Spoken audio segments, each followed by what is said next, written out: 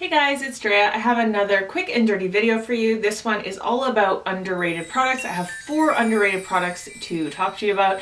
This all happened because it is currently after work. It's 8 o'clock and I just got home recently, ate dinner, and I sat down to edit a video, but I happened to glance in the mirror and I really was impressed by the blush on my face. And I was like, I have to talk to my people about this blush.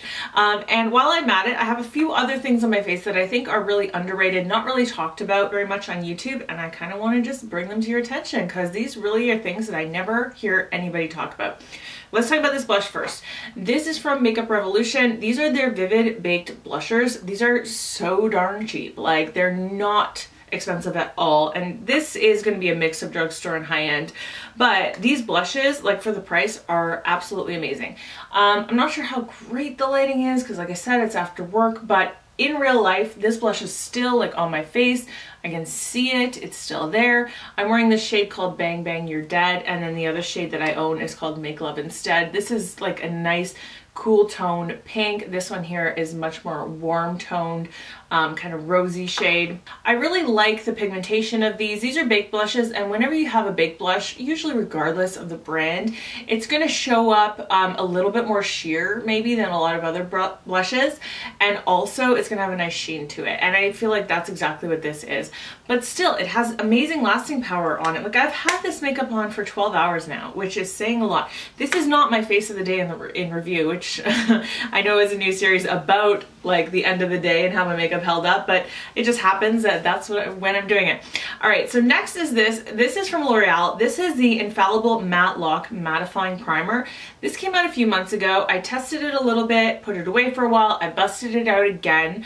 I've used this a lot since I pulled it into my Shop My Stash, and I think it's a really good primer from the drugstore. I always find drugstore primers, I don't know what it is, but they never seem to do anything for me. And this one I think is the exception. I don't think this is the most amazing mattifying primer I've ever used. Usually, like, the winners of those tend to be more high-end for me personally anyway, but I feel like for those of you that do want to shop exclusively from the drugstore, this is a really good option if you have oily skin. Like I said, 12 hours. My foundation is still going good on my face. It's not wearing away anywhere, really at all, not even off my nose, which is saying a lot.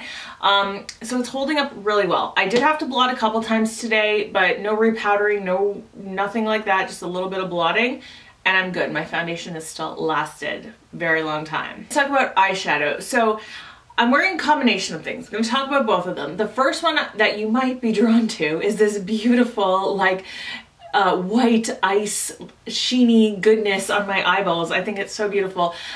These are the Giorgio Armani Eyes to Kill eyeshadows. So these are a high-end product. They're not cheap, but I do think that they are worth it if you wanted to splurge on something that's just gonna make you, like, feel good every time you put it on, you know?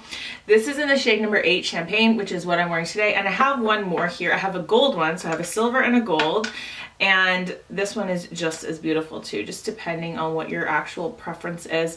But I really love to use these just as I'm doing today, kind of like all over the lid. They're great as all over the lid shades. They work really well with the synthetic brush. They work really well with your finger. You'll definitely need, like, you don't want to apply these with a fluffy brush because they will go everywhere, and you should do your eyeshadow first because there is a lot of fallout with this. But that tends to happen with these kind of flaky packed in eyeshadows that come in these kind of containers, and I really think it's just something a little bit special, you know, just a little bit different on the eyes.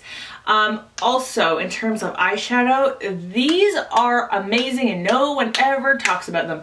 These are, well, this one is the LA Girl Eye Luxe Mesmerizing Quad. This one is in the shade Fantasize. I bought this from Urban Planet back when they used to carry LA Girl. Now here in Canada, it's hard to find LA Girl, and I don't think my Urban Planet carries it anymore.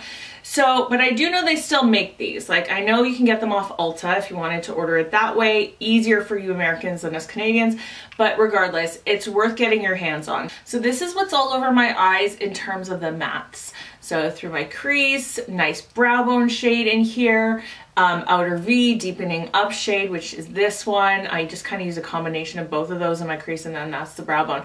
So it's just a really nice, like, you don't have to use an additional shadow with this. You could just do an all matte look with this. This one here is supposed to be a little bit more of a satin, but it kind of works as a matte here and there.